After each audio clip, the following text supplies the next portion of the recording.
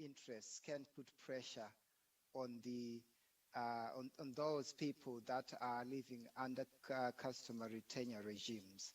So in this panel, we begin to look at some of the attempts to make land held under customary tenure more secure through the process of formalization. And we've got three great presentations that give us examples of countries that have faced the similar challenges we've been discussing since yesterday, and have tried certain experiments with these.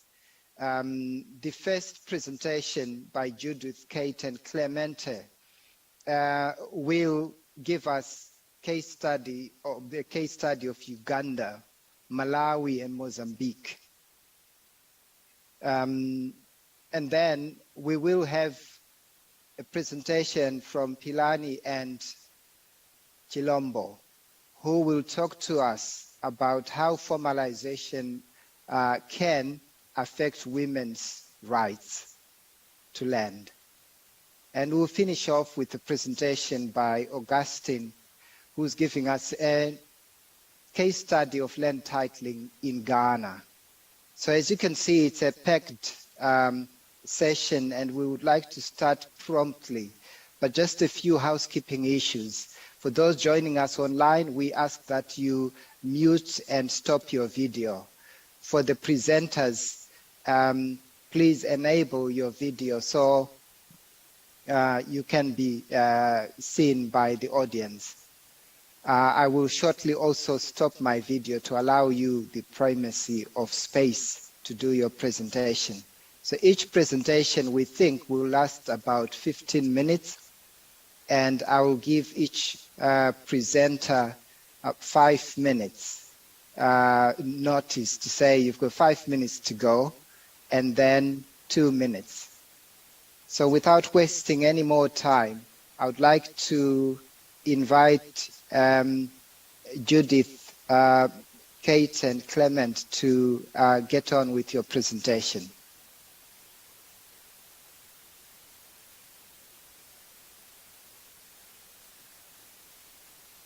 Thank you very much, Professor Admos. I'm just going to share my presentation in just a few minutes.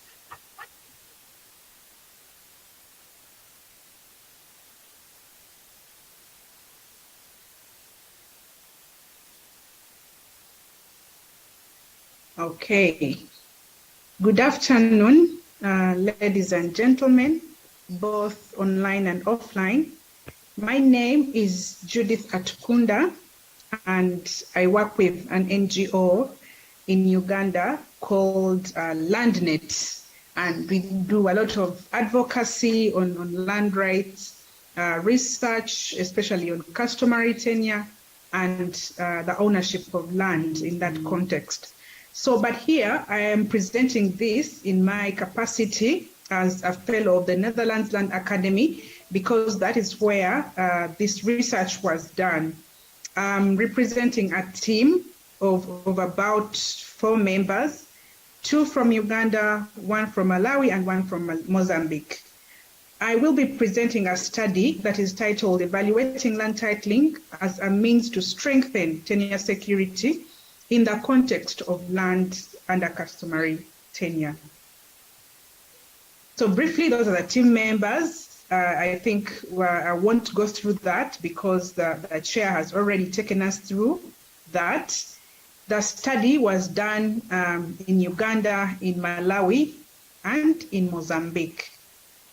So quickly, the background to this study is that secure land rights are considered a key determinant of economic development.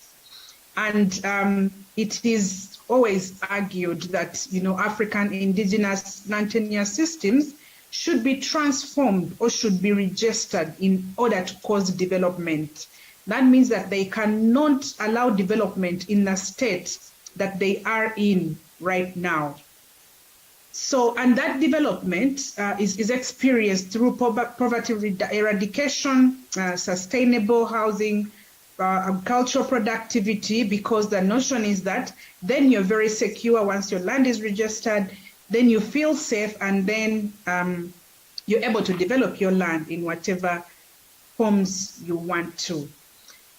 So a number of countries, just like the three that we sampled in the study, Uganda and Mozambique, have taken steps to pilot some of the approaches that have come on board to try and formalize customary land. And these come under the title of fit-for-purpose approaches to land administration. So they have the concept of systematic titling, and also leveraging various advancements in technology. For example, the use of open source software, storage of information in the cloud, crowdsourcing, among other technology advancements. The tools have, however, focused on immediate problems. I could also term this as perceived tenure security, and overlooking the sustainability, the long-term impacts of registration, but also how registration fits into the statutory frameworks of land governance. So that is sort of the problem that we examined to see how it is manifesting across the different, the three countries, and what has been done in light of that. So the objectives of the study were to assess the situation of customary land registration in the three countries, also in relation to large-scale land-based investments, to document the successes and the challenges of these initiatives, and also draw lessons to inform future land titling initiatives in Africa. The methodology adopted, we first of all had literature review, and then we did sampling for field work. Primary data collection was done through interviews, through community dialogues, after which the data was analyzed and then the results presented in a report. So first findings, I think briefly, after doing the literature review, we really looked at also pre-colonial eras. What was it like prior to colonialism? So from Malawi, we saw that land was held communally by the various tribes. And indeed, like it has been reiterated from the previous sessions, it is the local and traditional leaders that were in charge of this land.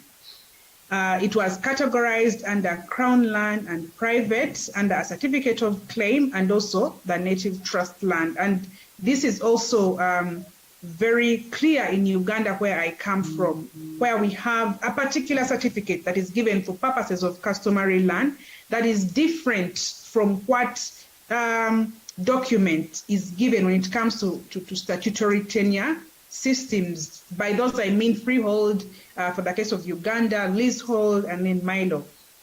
Then they had the Land Act that came into force to try and recognize public, private, and customary land, and later on the National Land Policy. For the case of Uganda, it's also almost similar. It was customarily held prior. Then for us, the 1995 Constitution is the one that now categorized into 4 tenure systems, recognizing customary tenure as a standalone tenure system alongside the 3. So that gave it power to exist as a standalone tenure system. But of course, when it came to the actualization of this, how land is held customarily, what customs and norms govern this tenure system, it sort of became a problem in actualizing that.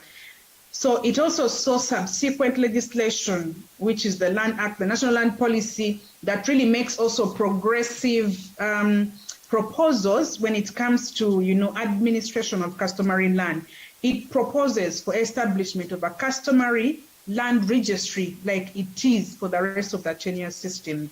So that's the case for Uganda. And for Mozambique, which is also quite similar, it was governed across the country by traditional leaders and colonialists in complex relationships. So this also indicates the complexities when it comes to, power, to the control. You say traditional leaders have, the power to control, but when it comes to maybe land investments, nearing of the mines that are coming into communities in South Africa.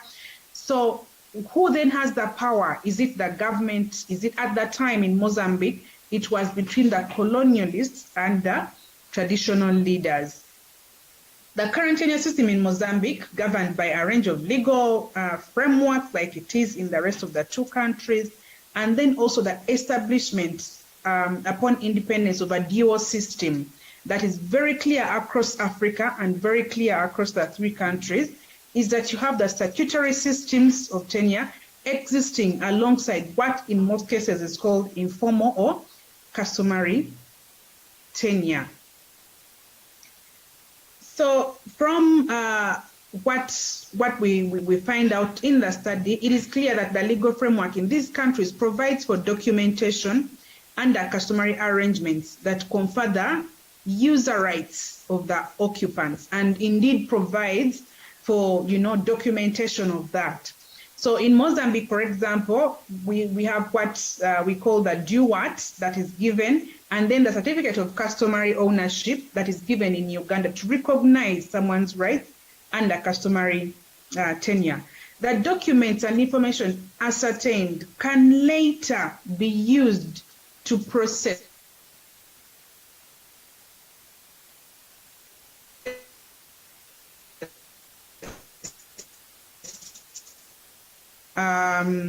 through in Uganda, there is a provision that one can convert their customary rights into freehold rights, and so are able to acquire a certificate of title under the freehold tenure system. And this is also clear cut across the three countries.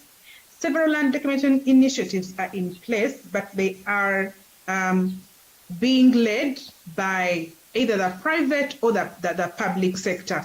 So the fact that the approach, the fit for purpose approach, is also something that is, being brought into African countries and being,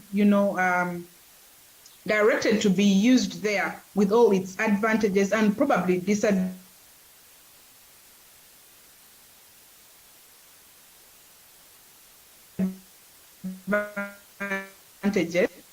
You find of this project.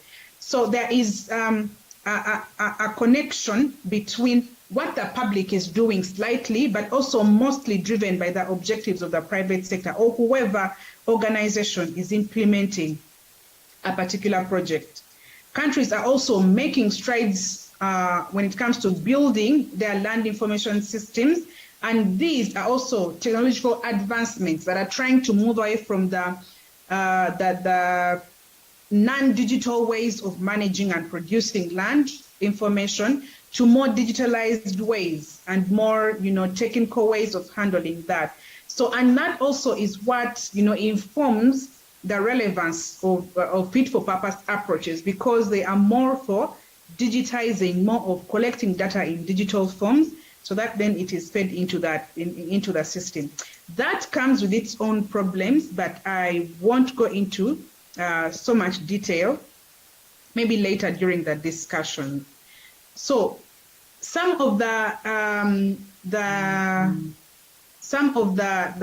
words I quote directly from the interviews that we did is that for the information to fit within the land information system, certain technical requirements must be adhered to. Now remember, you're superimposing or you're doing work under the customary tenure system that probably requires you to have a general boundaries approach.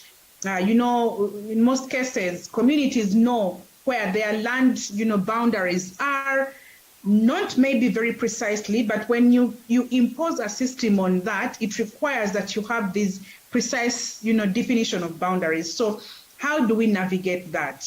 Secondly, it is crucial for the Uganda's legal framework, especially the Survey Act and Registration of Titles Act, to be amended to allow the current initiatives. So these, in most cases, are operating outside of the confinements of the law.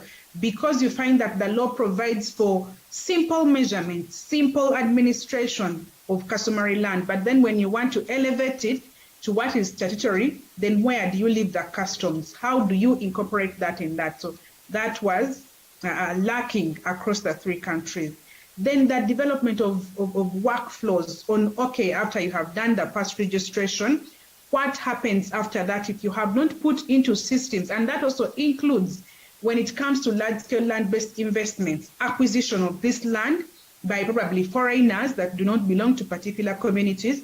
What systems, what processes, what procedures are they supposed to go to if they have not been clearly defined when it comes to the administration of customary land? Some of the successes and challenges, successes from the community. Judith, you have 2 minutes left. Yes, thank you very much, moderator.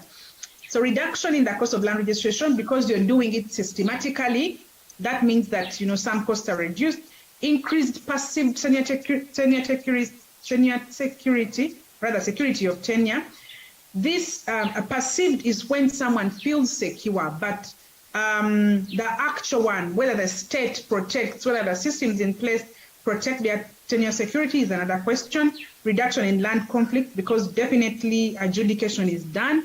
Increased economic returns and reduction in land registration. Challenges that came up were ineffectiveness in combating prevailing cultural norms that discriminate against women. Those were very, very clear.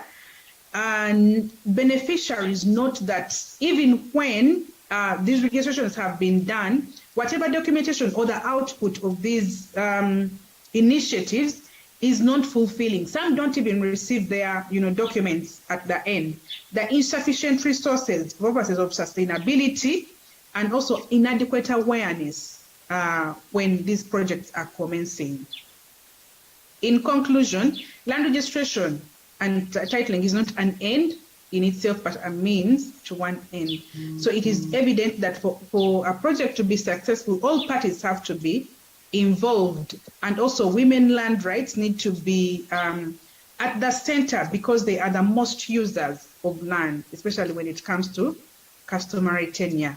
Some of the recommendations that were made is that titling systems have to be well grounded in the legal and policy frameworks that govern both statutory and customary systems, and then also they should be tailored to allow quickening the processes, but also operating to ensure that deliverables are given to the citizens or to whatever community is in question.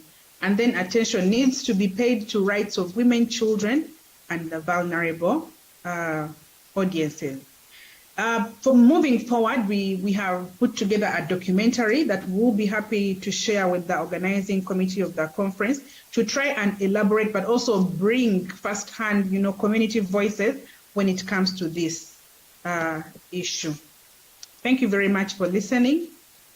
Over to you, Chair. Thank you, Judith, for that very interesting presentation with lots of lessons for South Africa. We will now give about 5 minutes to allow your presentation to be translated in the various languages. And so don't be too alarmed if there's this silence for the next 5 minutes, because we want to allow the translation process. And then as soon as that's complete, we will then resume. Sorry, Judith, can you kindly stop sharing your screen, please?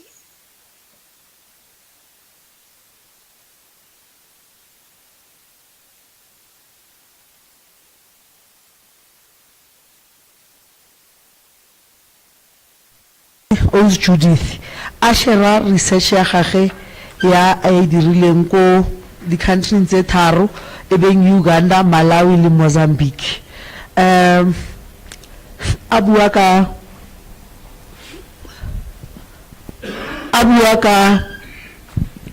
customary tenure certificates le gore batho ba tshwara yang lefatshe before colonialization le after colonialization a bua ka gore lefatshe ne le tshwerwe yang ne. So subject ya gagwe ke evaluating land title as a means to strengthen customary tenure gore title deed e re buang ka yone a e tla thusa go natlafatsa ditshwanelo tsa rona tsa setso le tsa botho mo lefatsheng tsa lefatshe ne. A re mogatlo wa gagwe o dira ka advocacy ke yone ya go mobilize le batho le go sebela di politicians tsa rona tse dirang molao gore dire molao o re o ratang le research ke dipatlisiso ka ba bua ka ditshwanelo tsa lefatshe tsa setso customary le ntse re bua ka yone ntweng. So a bua ka ba ne ba investigate gore ba ne ba investigate gore a long term registration ke yone o ba lebella gore a e thusitse batho go fitlhella ditshwanelo tseo tsa bone tsa lefatshe le gore e farologana yang ene e diragala yang ko mafatsheng a mararo ao e leng Uganda, Malawi le Zimbabwe.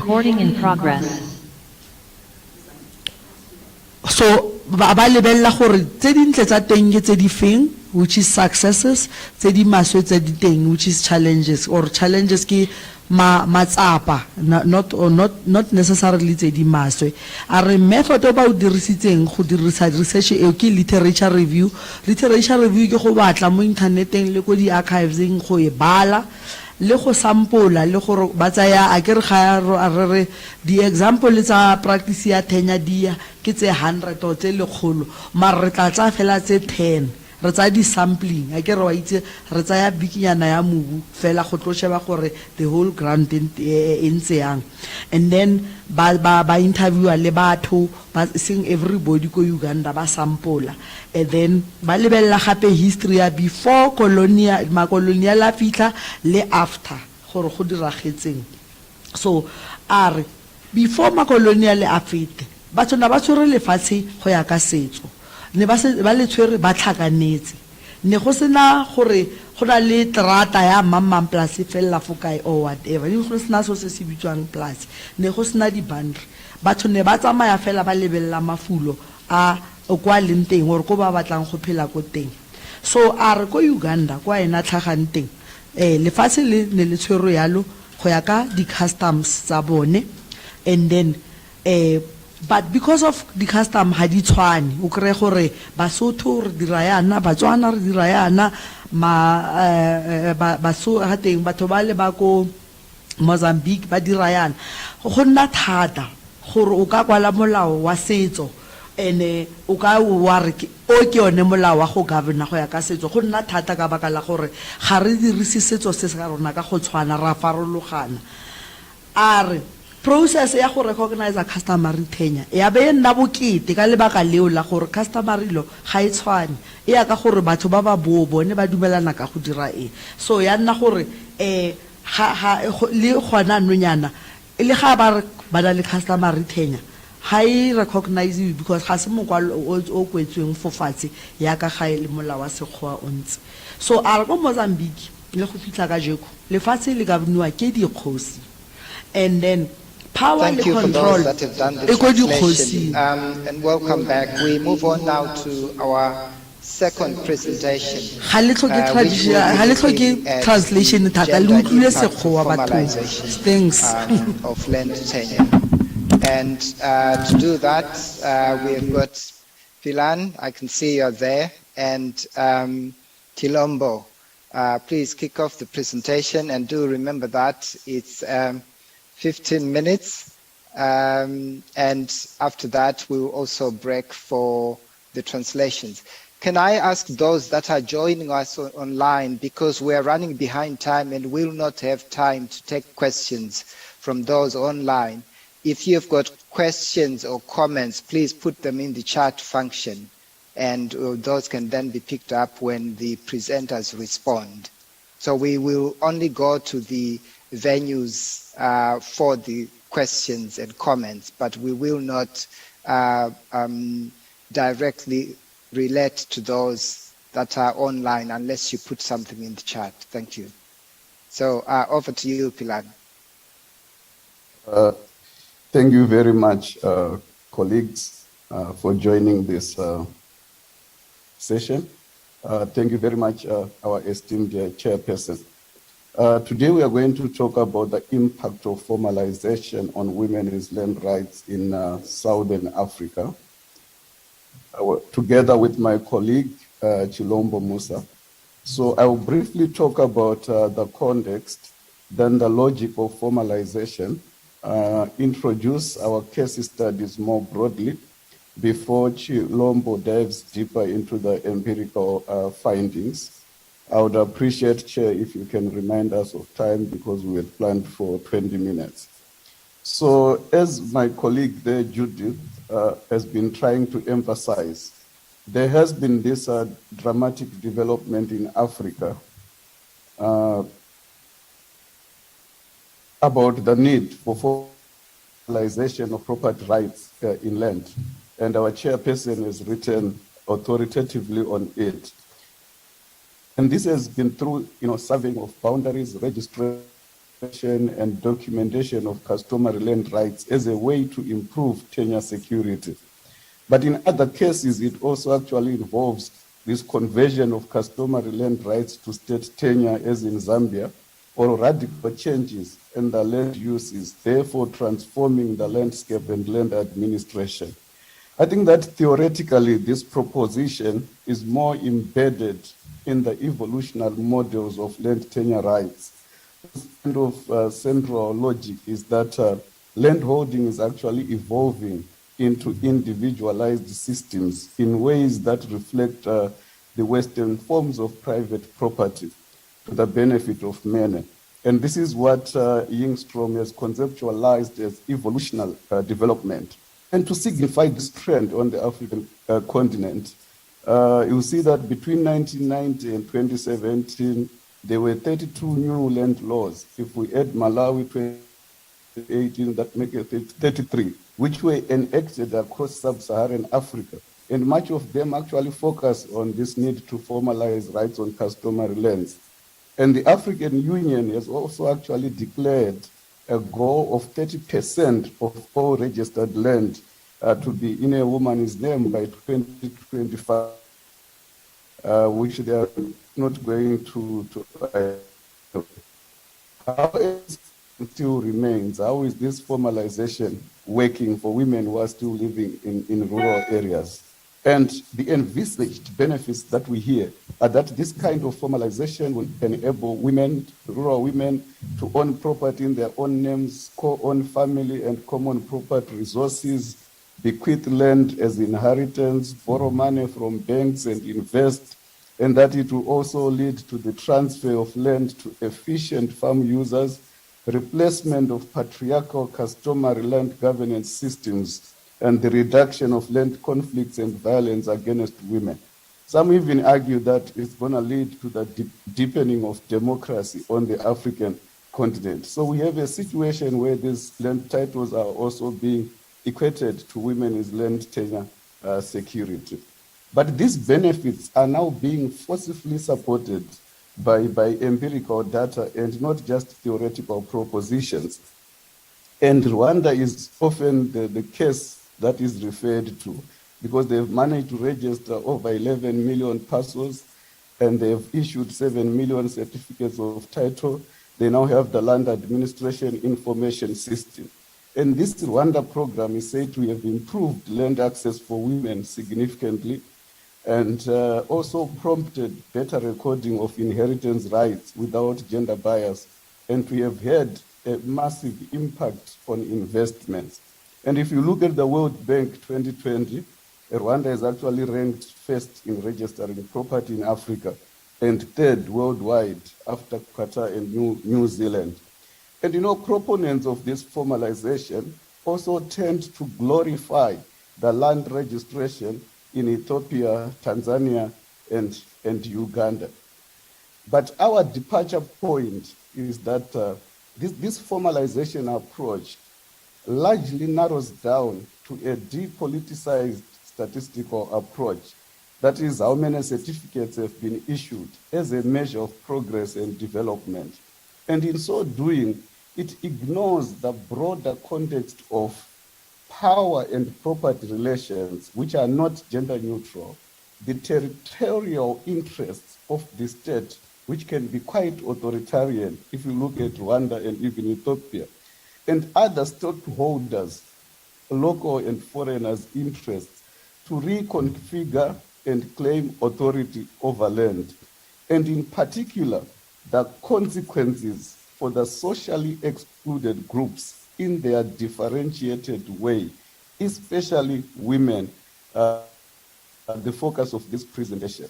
But given this kind of debates, I think we can no longer enrich the horizons of knowledge through ideological persuasions, but solid field-based case studies.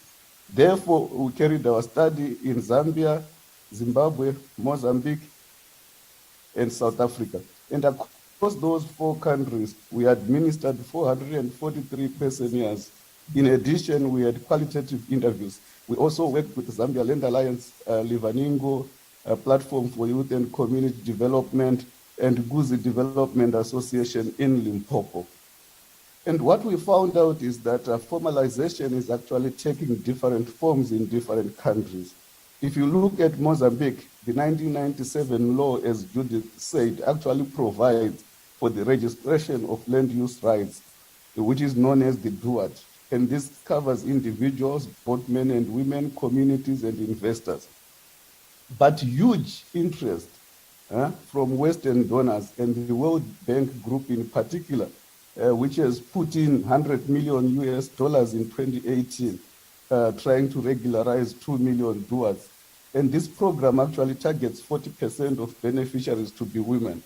But if you go across to Zambia, there's this unlegislated customary landholding certificate, which is being driven from below by civil society with donor support.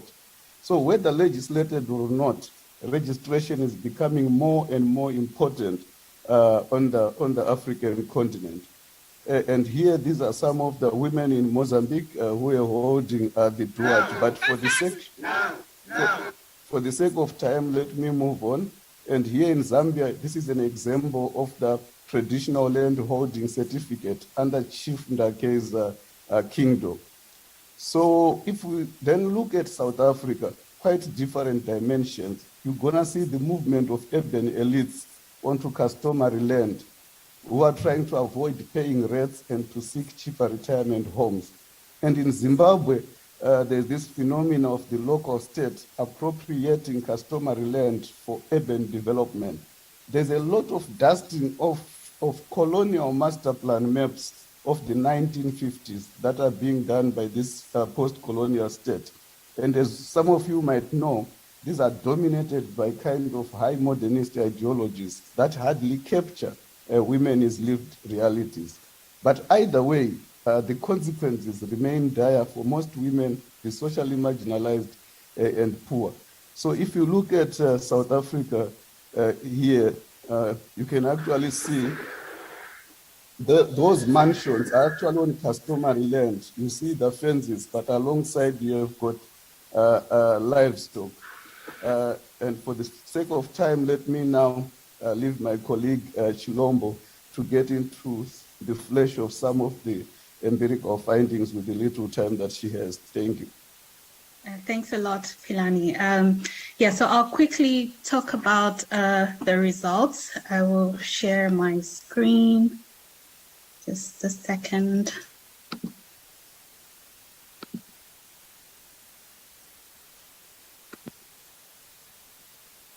Chilombo, just to say you've got 5 minutes left. Okay.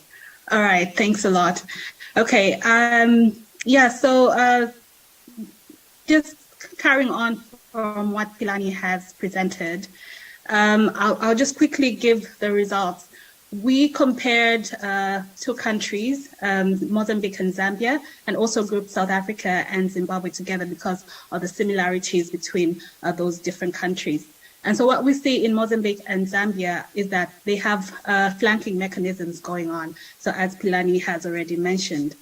And so when we look at the narratives, the development narratives for the formalization of customary land, the first argument is that women will be allowed to own property in their own names as a result of formalization. But what we do find in Mozambique is that there's a differentiation of who or which women have access or benefit from DUATs. So unmarried women who are living together with their partners, and widowed women as well, tend to benefit more compared to single women or monogamously married women. And we find that divorced women in particular tend to be excluded significantly from registration of their land or ownership of DUATs.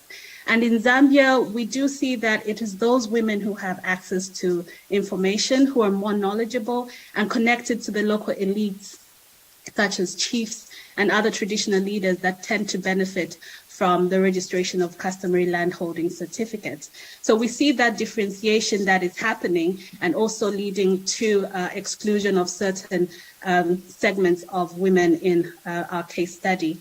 Another argument is that women will be able to own common property resources or have access to that. But what we do find in Mozambique and Zambia is that common property resources are not being registered, whether under DUAs or under customary landholding certificates, and women are being excluded. And what happens is that women or large-scale land-based investments then tend to take place on the common property resources, and so women are excluded from accessing that land as well. Another argument is that formalization reduces land conflict, and we do see some evidence of this, and this is based on the boundaries that can be determined through formalization processes. So we see in Zambia, for example, that 85% of our respondents said that land conflicts are reducing. However, when it comes to certificate holders or DUAT holders being able to access credit, we see that that has no significant impact. I'll quickly go on to South Africa and Zimbabwe, where we also compare their experiences based on the dominant narratives. So the commodification of customary land is quite prevalent in both countries. And as Philani mentioned earlier, we see that in South Africa, traditional leaders are selling off customary land. And there is a lot of violence that is being enacted on women. So women are being excluded using violent means. And those who stand up to assert their rights over land are being exposed to violence and sextortion. And in Zimbabwe, it is the local authority. And from our survey, we find that 67% of our respondents have had to pay exorbitant fees in order to access customary land, and most women are excluded because of how high those fees are. And finally, I will end with what the women themselves want. So we asked them, would they prefer to for customary land to be converted, to be formalized?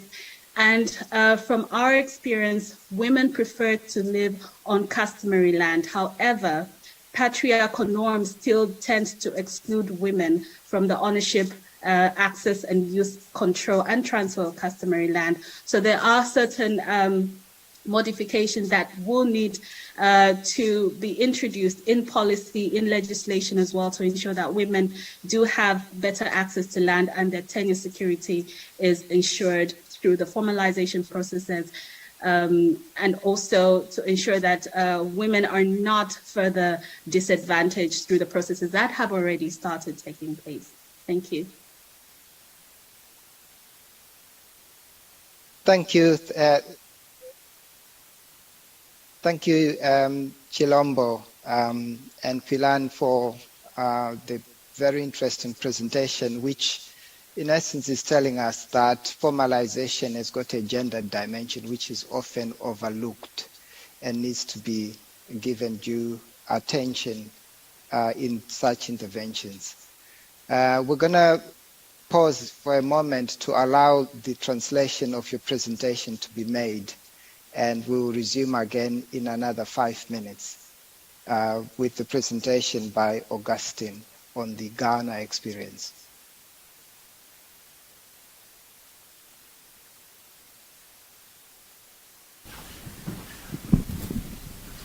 Ya mo tabeng ya gore naga e batho ga ile kgale ba dula go yona, so taba ya gore e tshwanetse gore e ngwadisiwe semmušo.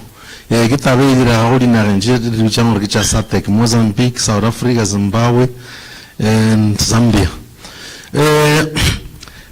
Ba bontšhitše gore ge ka nnete naga e ka thoma go dirwa go ya ngwadišiwa semmušo e la magaeng, se se tlo go thuša ka yona ke goreng basadi le bona ba tlo kgona go ba leng go ba le naga e leng gore e ngwadišitše kang ka maina a bona kere.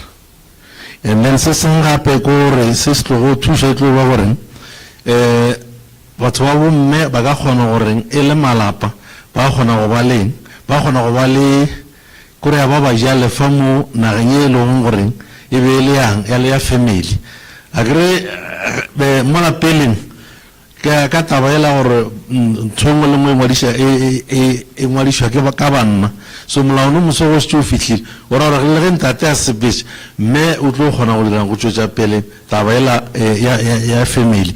And se seng gape se ba se bontšhitšeng ke gore ge ntho e šetše e ngwadišitše batho ba bomme ba ka kgona le gore ba ye go dipanka ba kgone go adimang tšhelete ya kere ya go kgona go tlo hlabollang naga eo ba dutšeng go yona. And then ge ya pele ba thoma gore na ge yona taba ya formalisation e se diregile go diregang, so ke tlo bolela ka mo South Africa.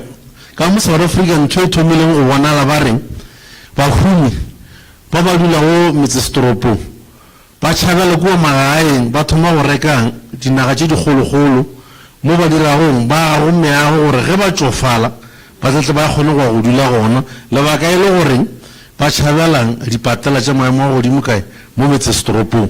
So ka mantšu a mangwe ra goreng ba dirang jalo ba thopa naga e leng kabe batho ba dula nageng tša segae e le ya bona.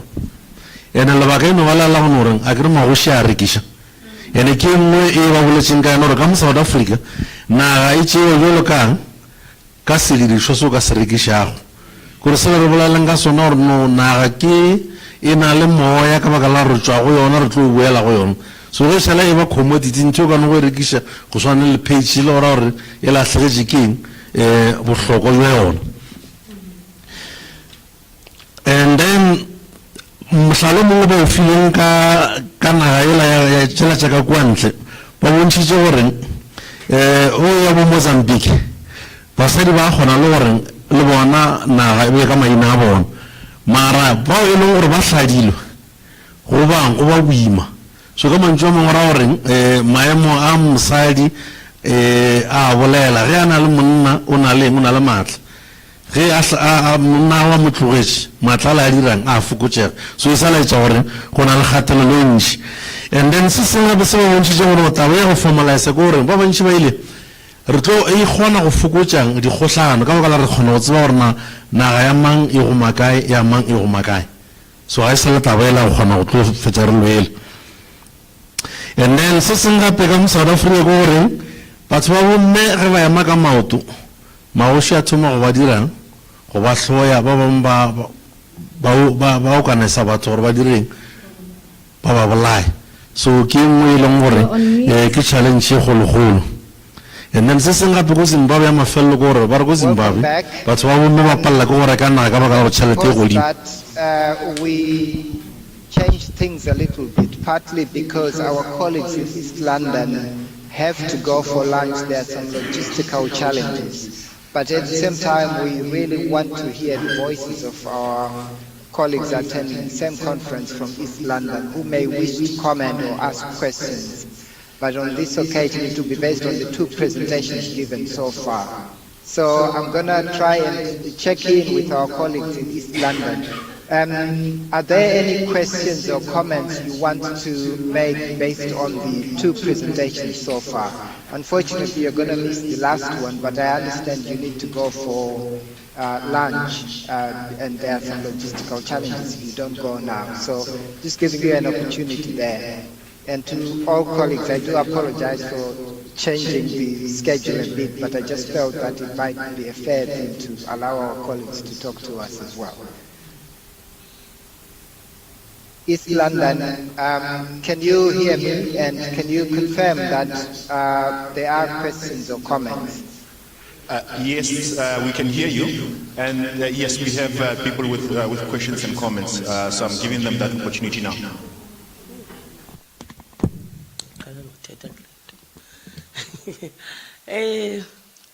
Good afternoon, comrades. Kwakhona igama lam ndinomonde Phindani. I think I just want to comment on the very last presentation by Philani and Chilombo. Yeah, just two things that are frustrating me. Maybe just to refer to us as women. I think sometimes we get so excited. You know, we get so excited with little things that we think are achievements, specifically here in our country. If we have 50% of women representation in parliament, you say, hey. I mean, that excites us, and we don't know what that means. We have got like more than 50% of women that are representing us in parliament today. But is that, I mean, helping us as women, like poor women, poor disadvantaged women? I mean, I'm just like listening to this presentation about how women, you know, are being considered in terms of formalization of ownership and property ownership. One, for me, it does not matter how much land do we have access to, because at the same time, we can be given land, but at the same time being disadvantaged. Because one, if you look at the history of the oppression of women in this country, there's a lot that needs to be done. Given land, you can give me 50 hectares of land. That on its own, it doesn't assist me. Because one, you give me land, you don't give me any support on top of that. We know that we have been excluded economically as women. If you give me a farm, financially, I don't have skills, you know. Secondly, I can plant thousands and thousands and have tons and tons of produce, but there's no market. Where do I sell those? I've not been equipped properly. So land, whether it's in my name or it's not in my name, for me doesn't make any difference. Because when you look at empowering women, you need to empower women, you know, holistically. I don't know how to put this, but land on its own, whether it is in your name, for me, that does not excite me. You give me land, I have produce, I don't know where to sell my produce. I have produce, I don't have financial management skills. I have land, I don't have tools, I mean, like we see what is happening here in South Africa. The government will go and give women, there's tall as 1,000, who value isikolo, makuzoculelwa minister, bantwana bazocula minister, because kuziswa ikirivesi 10. There's tall as 1,000. Should that excite us? Are we supposed to be excited with that? There's no water. There's no roads. There's lack of access to markets. For me, that is not women empowerment. We are still excluded economically. Thank you.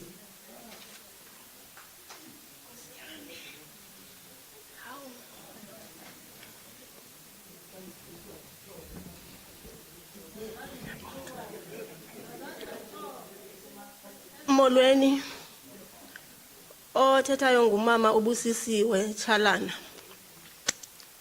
umajali isibongo usuka kwaBhaca eManfreya kwilali ephansi kwentaba saseMatatiyeli naseManfletha. Njengoba sendivile ke kuthethwa ngomhlaba, kuthethwa ngomama, bengike ndafuna ukuthi isoil, ndaphinde ndathi hey ngathi eligama elithi soil inoba lincinci kuno land okanye uland mncinci kuno soil. Ndaqoma ndibubhideka xa ndizawuthi soil ndizawuthetha uba ndithetha ngomhlaba lona uba ndingase ndihambe ndiyokha umhlaba ndihambe ndiyowuthesta uba ulungele ntoni. Xa ndizawuthe ngoku ndithetha ngoland ndizawuthetha ke ngondide ndiyothi ngqu ngezimbiwa. Ndava ke ngokuthethwa ngomama, ngokucinezeleka komama. Nje xa ndiyicinga le nto ndazibuza uba kanene bangaphi oomama apha ke kweli cala lethu. Bandiyeva kwezinye indawo ngathi kubhetele kwamanye amazwe, kodwa lapha eSouth Africa ngathi kubhetele noba kushena ngwendawo. Ndazibuza uba inoba bangaphi kanene oomama ba-owner ii-mines, bengaphi oomama aba-owner ezolimo. Sike sithi nje nanku umama unala fama, nalwa unala fama. Ndanexhala ndava le mithetho kumane kuthiwa khona imithetho yahlulwahlula imithetho. Ndaba kwabheka ndabheka ezilalini, ndaba kwathi umama kudala ecinezelekile. Njengoba sijonga ukutshatwa ngotata, uqala utata athi xa ndithatha athi ndiyakuthanda. Emveni koko angezi nomtshato athi urhulumente hayi funeka nihambe nibe niyotshata. Ngapha kuthiwe hayi uba utshate ngokwesintu uhamba wayenzelwa utsiki utshatile. Ithi yakufa le ndoda indishiye kube sekusithiwa hayi wena awukho semthethweni ngoba kukhona lona yena unantoni unephepha. Mna nditshate ngokwesintu kuthiwa yi-customary marriage. Ndiyayithanda into ke ngokwendike ndathi ukuyithi rhitha apha ezindlebeni zam uba ingathi kwayona leyo umtshato wesintu ingathi uyarecognizwa urhulumente. Ndiyayibulela loo nto kurhulumente ngoba loo nto ijonga abafazi, ngoba thina sicinezeleke kangangoba singabafazi awukwazi ukuyirhuqa indoda uthi masihambe siyosayina ulinde kuye, ngoba xa usithi tata masiyosayina ubuza uba sowufuna undibulala. Ngofuna kulinde kuye ke ngokuba athi nkosikazi masihambe siyosayina ngoba ulinde uba kungathiwa ngumbulali. Thina abantu bangomama ukuba ngaba kwenzekile kwafa utata kunalaa nto yoba kuthiwe hayi ngumama lombuleleyo. Ndinexhala izinto esizenziwayo singomama azikho semgangathweni. Kube kusithiwa sikhululekile, ngubani loye wakhululeka? Ithetha uba kukhululeke utata phezu kwamama. Kunzima xa siyithetha indaba yokhululeka thina apha eSouth Africa. Sikhululekile kodwa inkululeko singomama asikakayazi. Siyarhalela uba urhulumente akabheke banzi oomama uba bakhululeke ntloboni.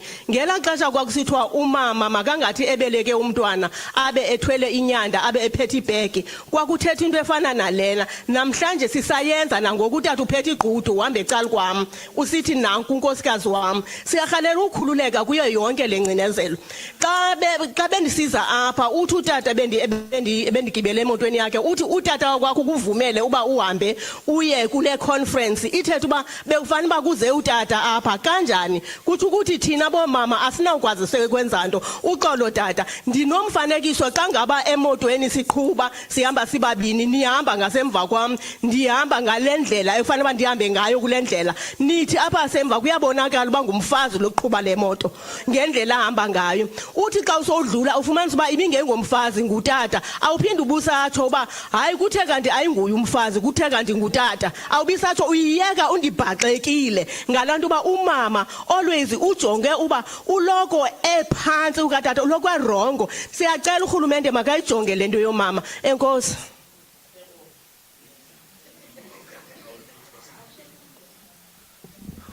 Okay. No, it's two questions. One is the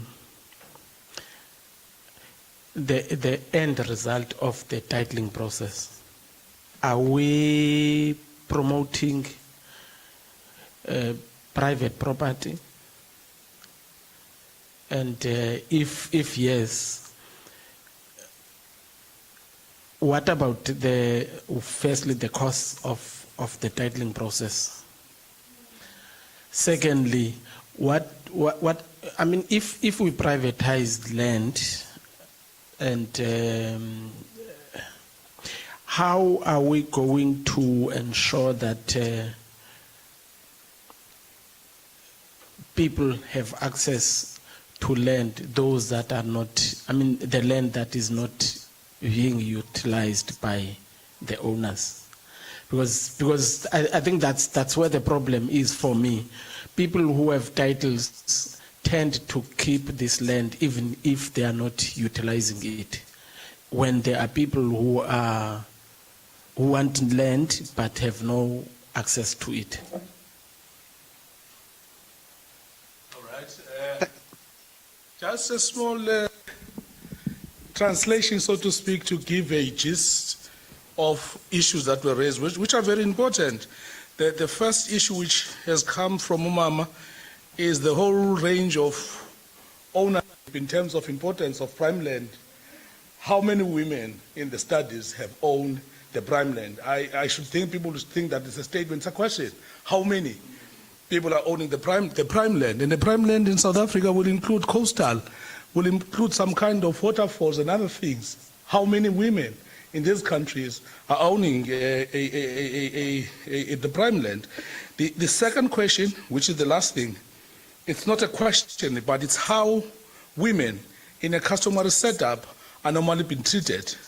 So you make an example. She make an example of a married woman that his husband passed away whilst the ownership is known during the time of the man that was with her as their land. But once that husband passed away, then that lady would be chased out of the house by the family, which is a known story in South Africa. Was there any findings around that, where women will say, we have land, I'm married to so-and-so, but now so-and-so is dead? And the last issue, the whole stigma. Whatever in society which is bad, he's making an example of a woman driving a perceived car that the person behind perceived that it is a woman that is driving it. And anything that is wrong with that driving would be said it's a woman. But once you then verify who the driver is a man, you don't even make an apology. The status of women in South Africa in terms of being underlooked in terms of doing things. Those are key issues, I think, for the speakers to respond to. Thank you. Thank you very much, East London, for those fascinating questions and the comments that you've given as well. I'm going to give our panelists an opportunity to try and respond to those three questions. And Augustine, I know you haven't presented yet, but I do know that you've done some work in this area, so you'll be included as well. Shall I start with Judith? Do you want to respond to those the questions and comments?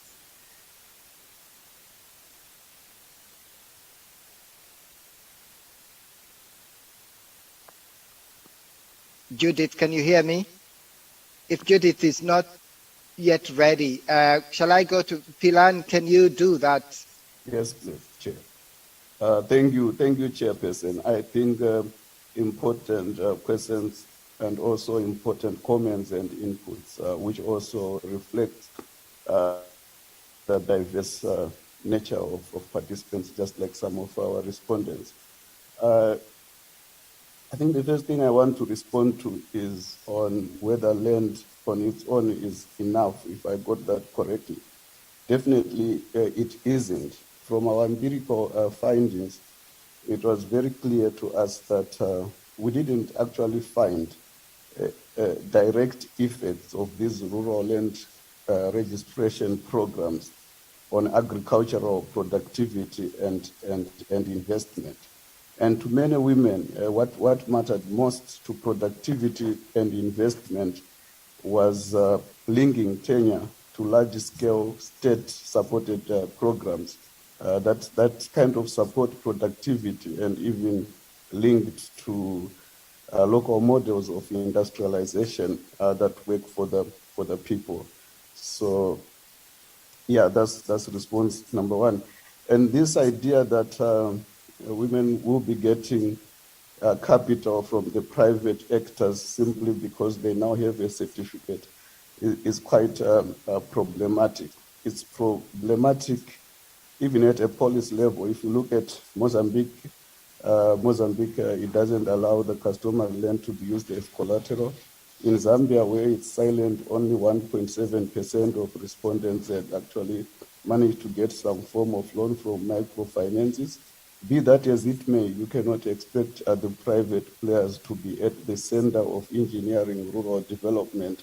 You still need a capable, a democratic and efficient state to drive that.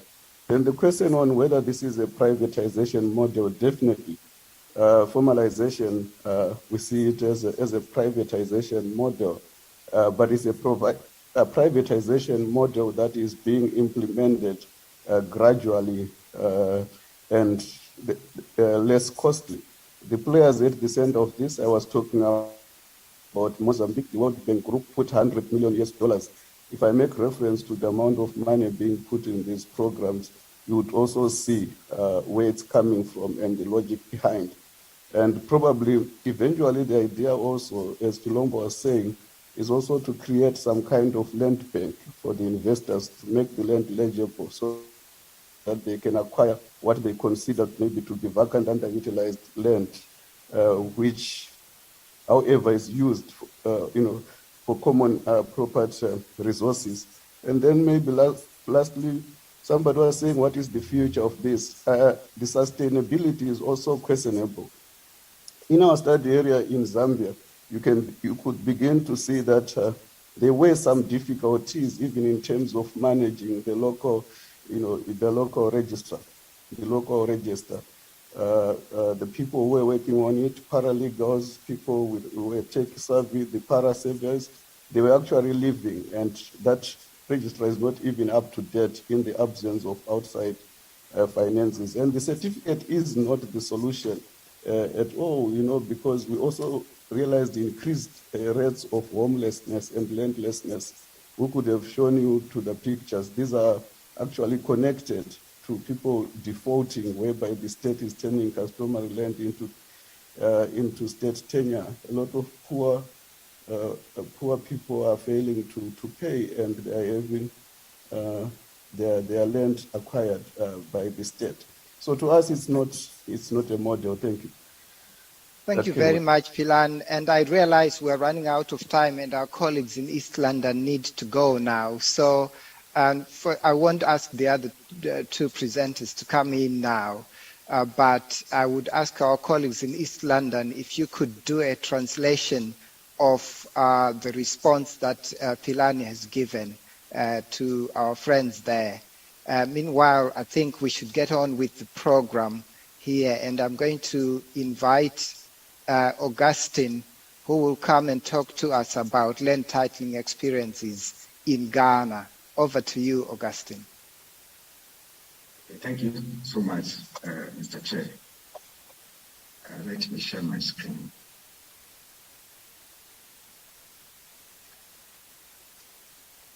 Okay.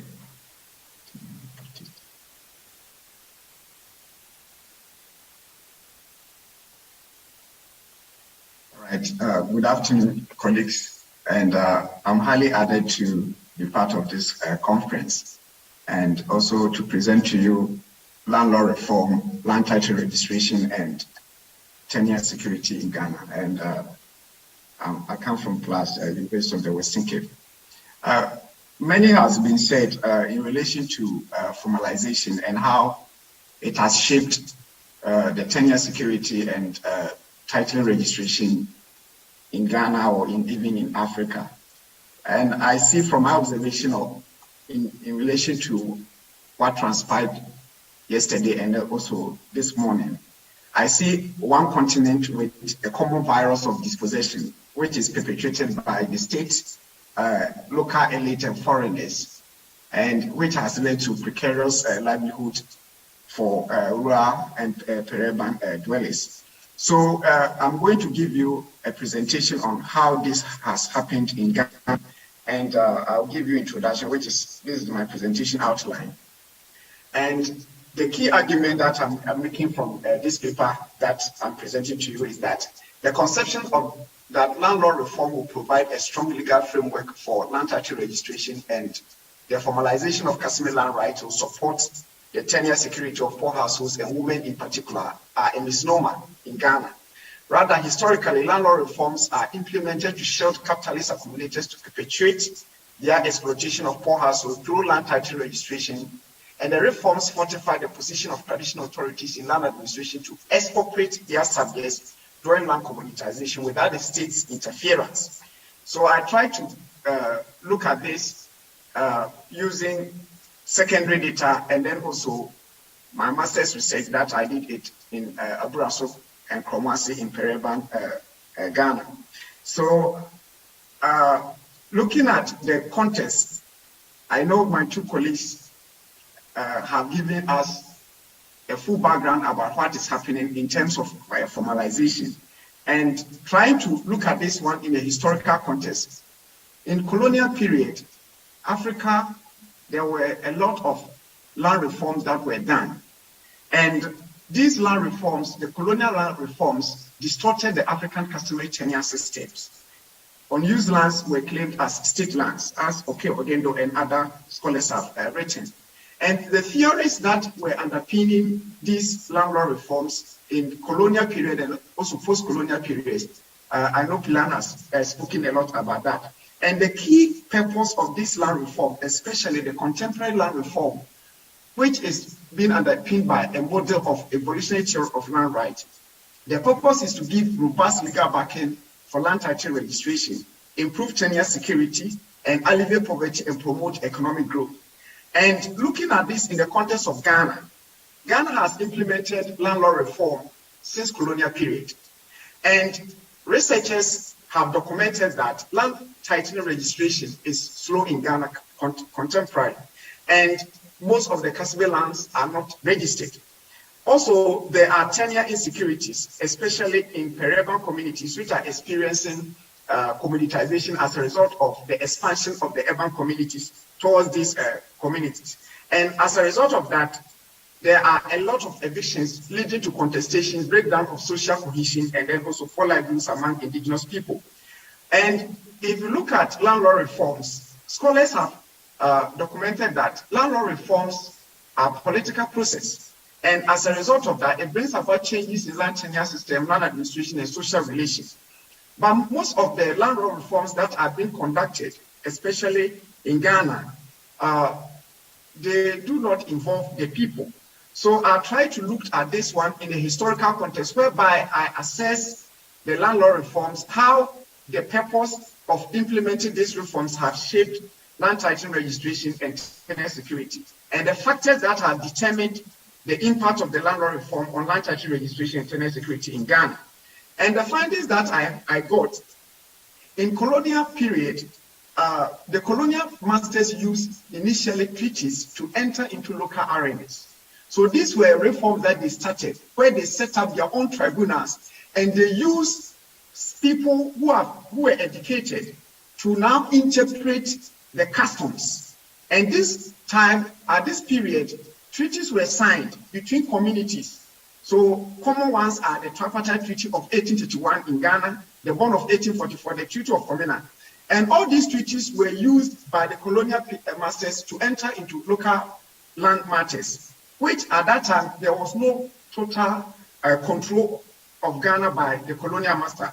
And the second phase of colonialism is where they use ordinances and constitutions to now control land matters. There were a lot of bills that were passed. And these ordinances gave traditional authorities more power, which did not exist in the customary land administration.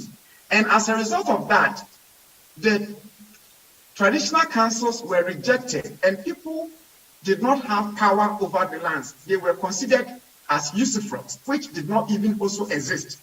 And they started now interpreting the land rights according to the European land tenure system.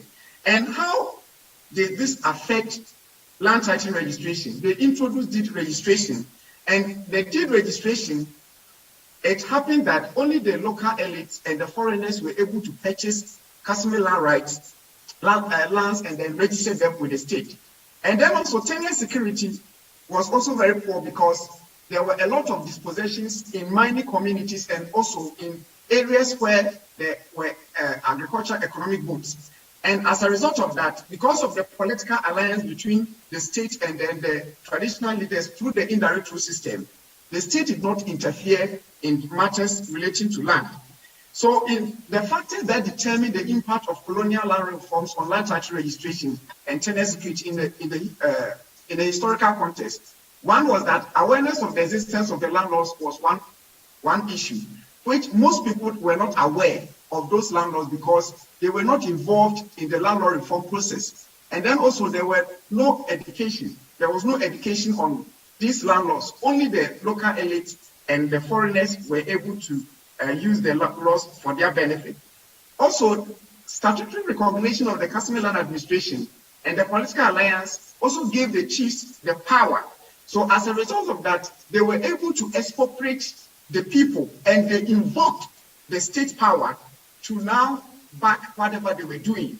The same thing happened in post-colonial period when I conducted this research. There are a lot of land reforms that have been conducted, and most of these reforms are backed or supported by donors. And as a result of that, it has strengthened the position of the chiefs in contemporary Ghana. And chiefs now invoke the power of the state to expropriate their people. So in terms of land titling registration, landlord reforms have not done anything to improve upon it because there is too slow. Land title registration is very slow, and then also only few people are able to register their land. Tenure security is also very poor, especially in areas around the urban center, that is the urban areas. And the factors that have determined the impact of landlord reform on contemporary Ghana in terms of land title registration in post-colonial Ghana. You've got 3 minutes. One is existence 3 minutes, of Augustine. 2 minutes. 3 minutes. 3. All right, thank you. One is existence of de facto land title registration. There's an argument out there that when people are highly educated, they will be able to register their land. But from my research, I realized that people who are highly educated, if there is a de facto land title registration, they do not participate in the formal land title registration. So in Ghana, because of the existence of this de facto land title registration, where traditional authorities give allocation note and site plan to landowners, especially for residential purposes, people do not participate in the formal land title registration. Another thing is that most people are not aware of the land laws. They are not part of the landlord reform process. And there's also poor education on land laws. And land title registration procedure is also cumbersome and also complex. People also don't see the relevance of lease. And the planning of the community is also a problem. So one respondent from the physical planning department said that people don't know anything about the lease. And the reason is that using a lease as a collateral, which is propagated by Hernando de Soto, that people will use title certificate. People don't see the need of using the lease as a collateral for a loan from a bank. And even because of the clauses, people are even scared to to do a lease. Another thing that I also realized was that land title registration is also slow is because of the land use type, litigation over land, and threat from traditional authorities can also determine the impact of landlord reform. So in terms of tenure security, when there is a change in chieftaincy administration, either by dismissal or death, people tenure is also affected because the succeeding chief can ask the landowners to bring their document, and if you don't have a document over your land, you are going to pay for that land that you are owning. And another thing that I also found in this research was that the chiefs are breaking their fiduciary rules, and they do not get any persecution or there is no state interference. And people are crying or they are talking about this issue, which a respondent gave, but because of time I cannot read. So I found that because of the statutory recognition of customary land administration and political alliance between chiefs and politicians, now the chiefs have a lot of power and the politicians are unable to step in. So one respondent mentioned this one in Ashanti region, where the Asante King is, that in Ashanti region, for instance, chiefs is controlling everything. So if you are a head of a department or a district chief executive, you do not have control over these things. They will take you to Mensha, that is Asante King's palace. As a head of the department, you have nothing to say over there. This is why the laws are not being enforced. And sometimes even the kings do not respect the laws that have been made. the Asante King mentioned this. Not all that is printed in the Act, that is the Land Act 1036, is applicable to his jurisdiction. He put chiefs and fetish chiefs in charge of the lands in his kingdom. The chiefs are not accountable to any youth. So there is now a new form of redefinition of custom. So in conclusion, what I got from this paper is that land law reform has created a new indirect rule system where the state, local elites, and foreigners use the traditional system to dispose households from their ancestral lands during land commoditization. And as a result of that, people are now living in precarious life, and especially women, they have to commute, especially the peri-urban communities, they have to commute from the peri-urban areas to the urban center every day in order to get their sustenance. So I'm recommending that land law reform in Ghana and even elsewhere must involve the whole country and must be incremental instead of it being swift and discontinuous, normally funded by donors and international institutions. And chiefs should supervise clans to allocate their lands to land purchases. Instead of lands being allocated by chiefs, it should be by the clans or the families. Now, the state should also revise its land laws and provide the legal backing for the de facto land title registration of giving site plan and allocation, because the people themselves, they know how to protect their land. And the research has shown that people know how to protect that, they know their boundaries. And even a research I conducted in my field found that. So that is what I would like to share with you. Thank you. Thank you, Augustine. Thank you for your presentation and sharing the experiences of Ghana. I'm going to pause now to allow translation of your presentation, and then we will resume. And when we resume, as I said, if you are joining us online, we ask that you write your comments in the chat or questions in the chat. We will then go to Johannesburg and Durban for some questions or comments. I do apologize. I realize it's 1 o'clock already, but we're running a little bit late, and we will need to use at least another 10 to 15 minutes to wrap up our session. So I hope you can bear with us on that.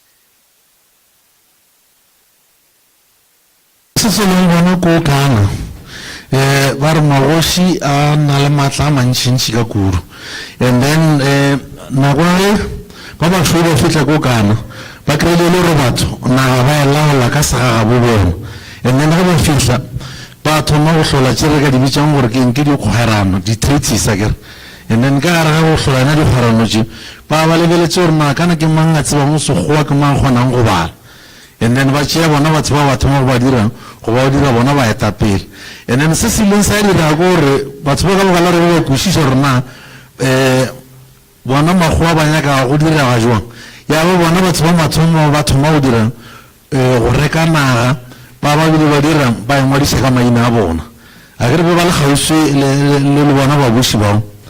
And then se seng se se bonagetseng ebile gore gona ko kana ka baka la gore mmušo o robala mmagoleng le magoši, ge magoši ba tšeela batho naga mmušo bo sa tsene ka gare ka baka la gore batho ba ba dirang ba bereka mmogo akere. And then se seng gape ko goreng magoši a ba ne le maatla go dirang a go no thoma gore no mo re nyako go hodiša batho ka baka la gore mmaeno watla, le ge mmušo o tseba o bo sa ke o dira selo lebaka le legolo e le goreng they are in alliance akere, so ba berekišana mmogo. And then se seng se ba goletseng ka sone ko goreng go lebelela mola metse setoropong ke gona mo e leng gore taba ela ya bodulo jo bosego bja šireletša e be e le godimodimo, lebaka eno ba goreng a kere mo metse setoropong difeme tše dikgolo ke mo di nyakang go aga difeme, ke mo ba nyakang go aga dintlo, so ke gona mo e leng gore batho ba kgona go amogela naga ka bontši.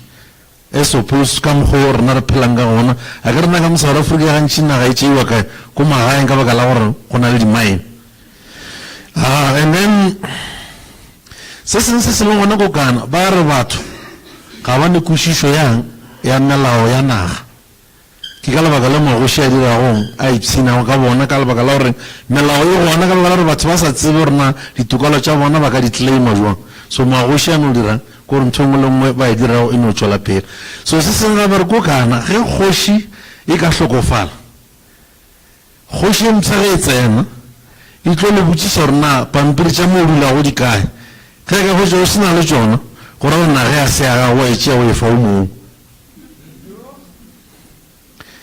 And then magoši matlabane gona gane se seng ba dirile ko gore ke magoši ke mmuso le di-politicians ba dira ba bereka mmogo. Ke ka baka le magoši ko kana a tšwelang pele go no ba le maatla a mantšintši. And magoši gape ba direng, magoši ga a hlompheng melao yeo e leng gona ya go amana le tša mabu. So mogala jo o re se se santseng se dirile ko goreng taba ye ya phetolelo ya mabu e santse e direle batho. Karolo e magoši ba ka e bapalang ke ya goreng ba e le supervisors ke ya ba bona ba lebelela go taba go rekišana. Section, and we're going to start with our friends who are in Durban. Over to you, Durban. Any questions or comments?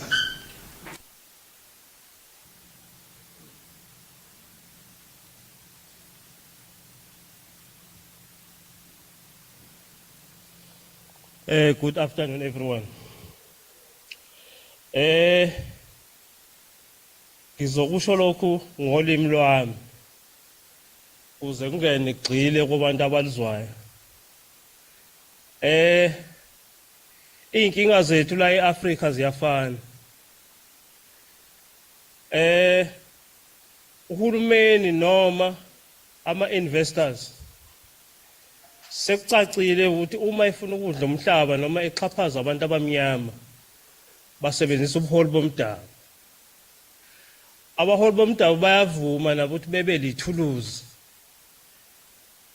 lokusetshenziswa ama-investors. Imayini uma efuna ukuhlukumeza abantu abamnyama zisebenzisa futhi wona amakhosi. For instance, eGhana bebe nendlela yabo yokuphila. Uhulumeni noma ama-investors aseyishintsha leyo ndlela abantu bephila ngayo, sebefaka imithetho yabo bese bepromota benikeza amandla onke amakhosi ukuthi uma sekukhuluma inkosi sekukhuluma umlomo ongathethi imali. Nakhona-ke la eSouth Africa izimo ey'njengalezo noma ikuphi lapho kubona kudliwa khona umhlaba kusuke kunamakhosi ngemuva ecashise ama-investors noma iy'mayini. Kusho ukuthi nabaholi bethu bomdabu bayavuma benziwe ihawu longxiwankulu ngoba yonke lento sinjena nje kwi-system yongxiwankulu iyona lena esikhathaza kakhulu la eSouth Africa noma eAfrika. I thank you.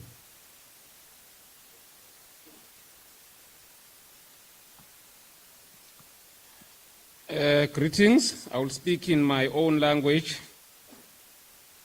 It is now clear that we are all having the same challenge. When a capitalist or investor come, they use chiefs to dispossess Africans of their land. The government is promoting the chiefs. If you see people being evicted, there is a chief behind. Thank you. Thank you for the translation. Any further questions from Durban before we move to Johannesburg?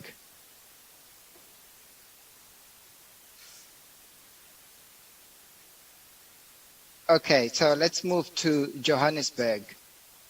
Over to you in Johannesburg. Can you see if there are any questions or comments?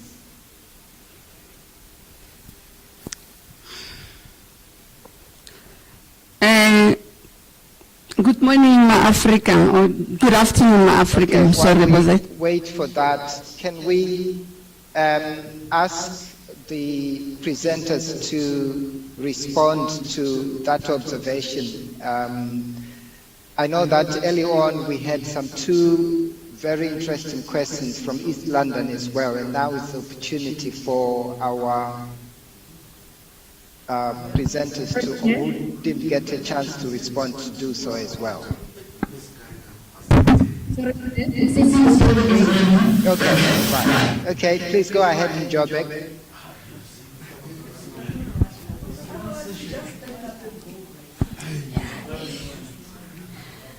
My first question is, what does the law of African courts say about the continuous dispossession of African people of their land, if ever there's a true meaning of an African court that protects Africans from being exploited and their rights being trampled on?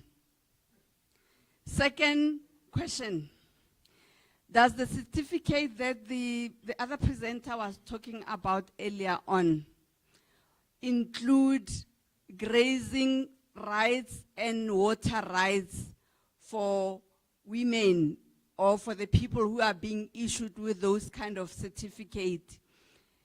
If the question then, the answer then comes to yes, can it also be asked if financial assistance from the bank can be provided for those particular women? And another question is, in most cases in farming, there's some struggles.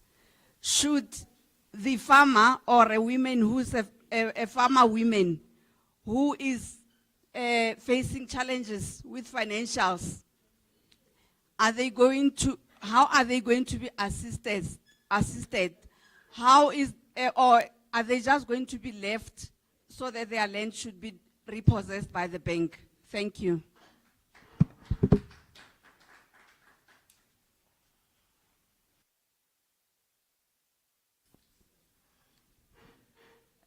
Dumela ma South Africa a matle. A bua mona ke mme Mamoleko. Ka pelo bohloko ka mokgwa sa la utlwa le maobane. Ke mohlolohadi. Hodima ke le mohlolohadi.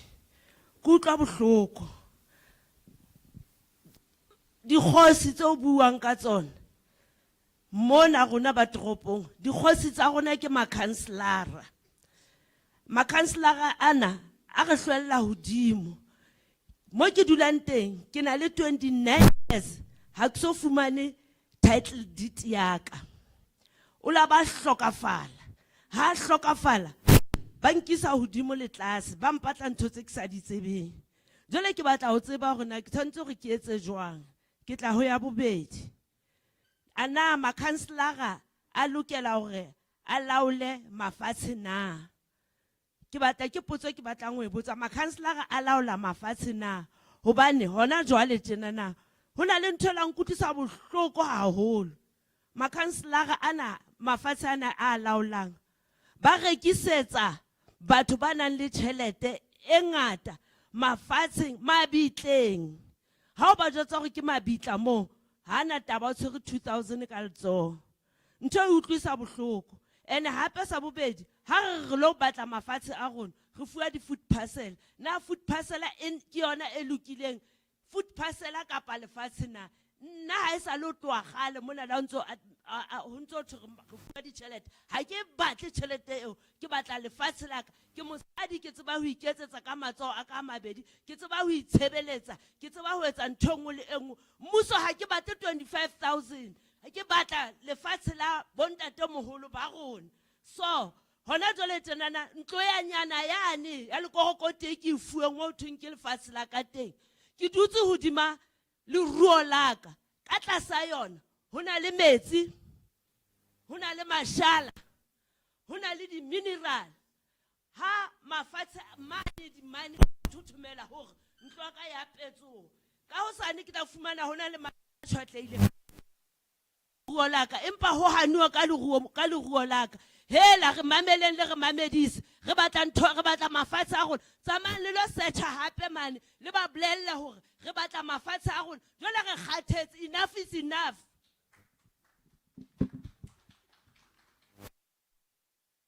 Afternoon. Just to make an indication, Mozambique does not have traditional leaders. This was created during the time when Samora Machel took over.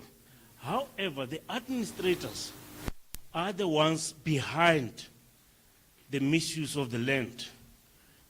Now, the second part is the formalization of the land rights to women.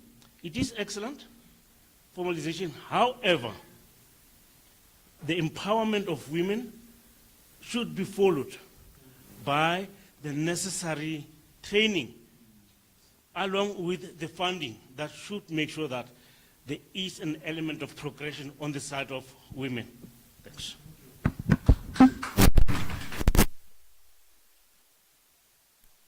Thank you. Thank you very much. Yes, please go ahead. Go ahead. Yes, please go ahead. I can see a question there. Yes.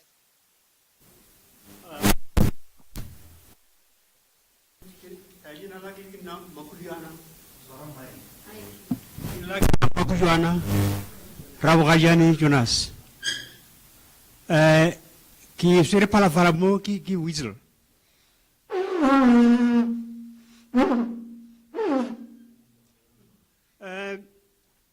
Khopera musho o vele correspondence le tshaba daily mail ya ona gobane re khwetsa di poelo tse di vodileng tse di omeletseng tse di expirileng sorry bola lentswe leo tse di tsweleng bosi pele re khopera musho o vele mo re ka bola lona ka letšatši o be le media wa ona o kopana le setšhaba gobane mosadi ke ngwana wa tšhimo monna ke ngwana wa tšhimo ka se gagišo ge mosadi a hlokofetše tšhimo hector ba e tlogela e iletše monna oo se sa go tlhofala monna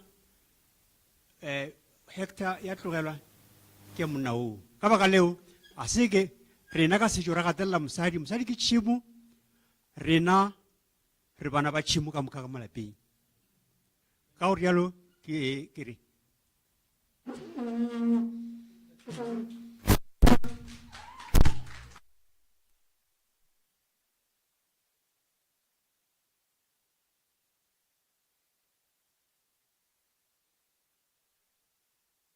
for the question. What I would suggest we do now is to just give our presenters 1 minute each to respond to the core issues that have been raised, and then on the basis of that, we can then wrap up the session and go for lunch. As I said, I do apologize. We're running a little late, but I hope you can bear with us so we can wrap up the session. And thank you very much, Johannesburg, for the questions and also the ones from Durban. So I'm going to start with Judith first, and then I will ask Augustine, and I'll finish off with Philan and Chilombo. Judith. Thank you very much, Mr. Chair. I think my parting shots, but also in response to some of the questions that have been raised in regard to the sustainability, but also the bigger package of involving, women in this land administration and making sure that they help them, is governments moving forward, or whoever is responsible, whoever has the authority, is to, once these initiatives come on board, to try and contextualize those initiatives, because it is clear that these are borrowed concepts, and definitely we have to, as countries, think of what are those approaches that work best for us?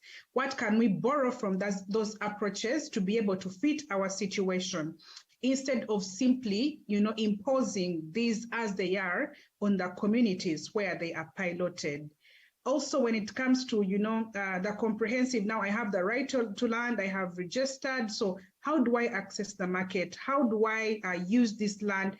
How does it resonate with the planning regulations in a particular country? All those are conversations that leaders, of course, using the bottom-up approach, need to understand, need to think about critically for them to be able to develop solutions that really solve and address the community problems. Thank you very much. Thank you, Judith. Can I pause for a translation of what Judith has said?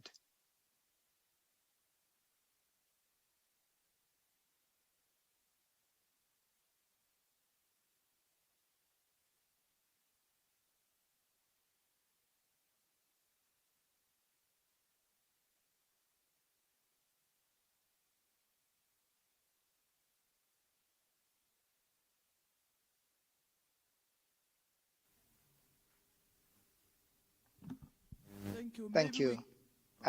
Next, I'm going to ask Augustine to come in and try and keep it as short as you can, Augustine. We're running behind time. Okay, thank you so much, Mr. Chair. What I'll talk about is that in relation to the African Union and other regional bodies, it is a network that I see that it has been established because the African, in the African context, if you look at the African Union, the chiefs are also there.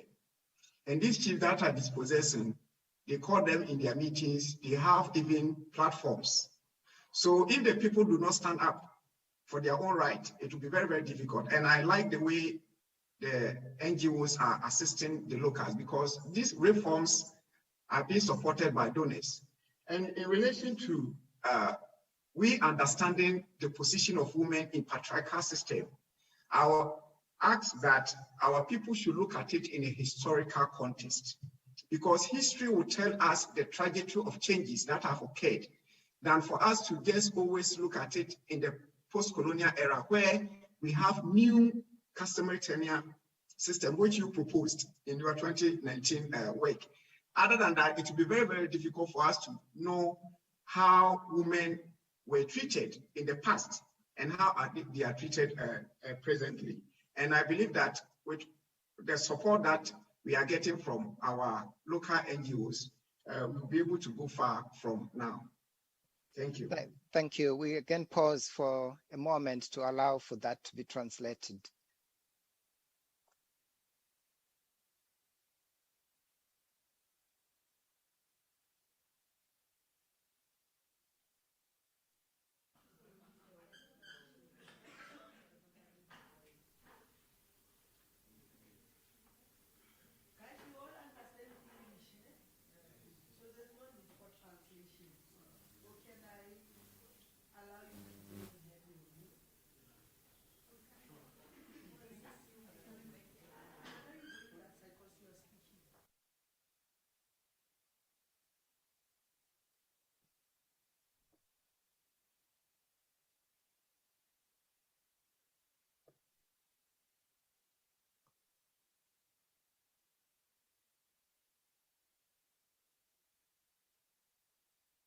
Thank you. Thank you for the translation. And lastly, I'm going to move to Pilan and Chilombo. So maybe I should start with Chilombo and then Pilan, you can have the last word.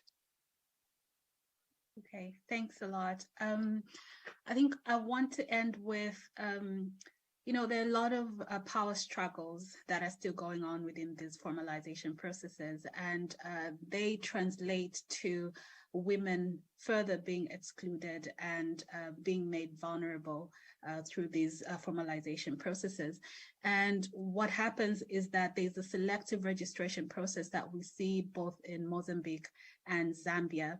And so there was a question that was raised, I think, from Johannesburg about our common property resources also being registered. And so what we find is that because there's so much interest by traditional leaders and other administrators in common property resources, that type of land is not being registered. And so communities are being excluded and therefore cannot access that land going forward.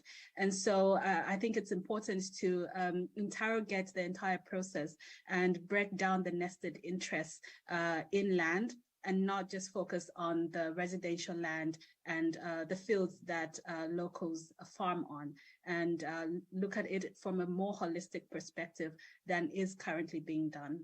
Thank you. Thank you, Chilombo. And last word to Philani. And Philani, can you also address the question which was asked earlier on, which was, is this land titling giving people access to grazing and water rights as well, from your findings? Okay, yeah, thank you, Chairperson. Yeah, first of all, I want to respond to the issue about the traditional leaders in Mozambique. I think one of the main arguments is that this kind of formalization is going to improve land governance and deepen democracy. But what you actually see happening on the ground is that there is an evident shift in terms of decision-making power from individuals, families, and communities to the state officials, working with private consultants and what you might term local big men, who are usually connected to the ruling party, which is Frelimo in this case. It's also replicated in Zimbabwe and during Edgar Lungu's time, also strikingly in Zambia. So even if you look at this sector of the neighborhood, who now has kind of more power, is even called the cock, which in the local lexicon, reflects masculinity. And they are traditional leaders in Mozambique, but they were not involved in terms of land administration. So I thought I should just clarify that.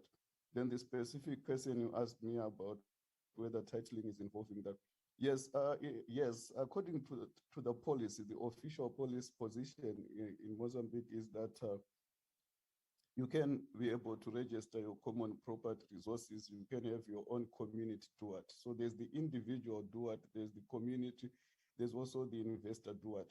But what is happening on the ground clearly shows a disjuncture between policy and practice, because the state officials, mainly from the provincial services of geography and land registry, are actually prioritizing registering like residential land, and if you have got some kind of a field, arable land, and not common property resources. Hence the argument we're talking about that there could be, a hidden agenda to create a land bank for the investors, both external and domestic, and further marginalize the people who are poor.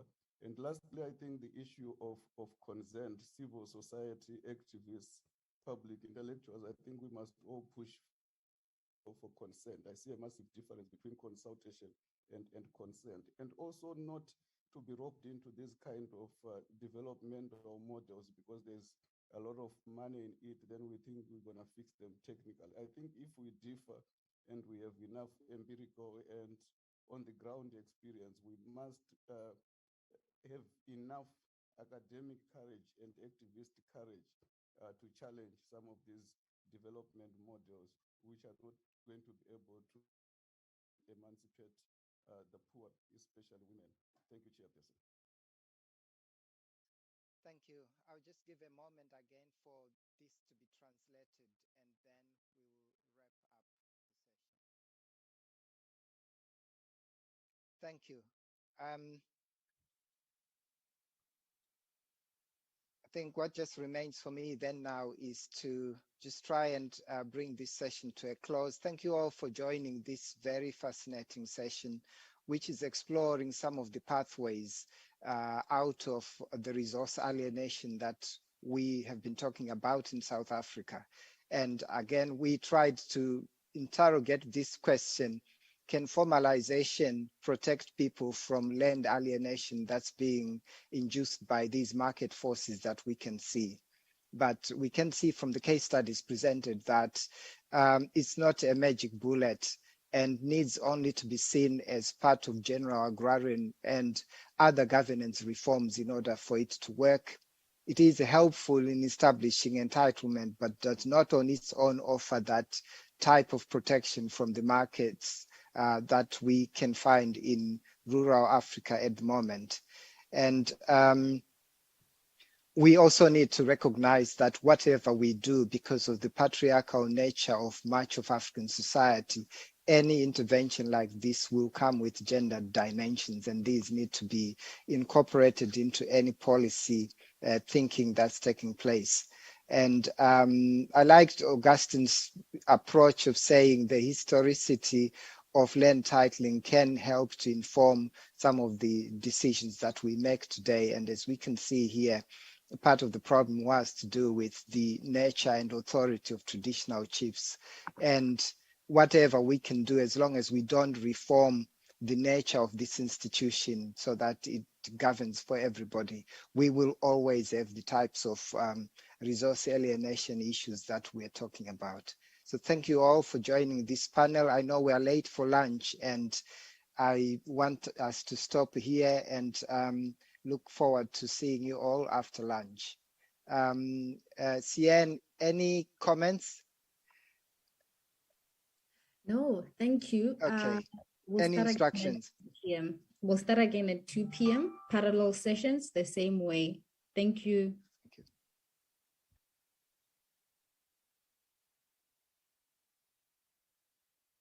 Recording stopped.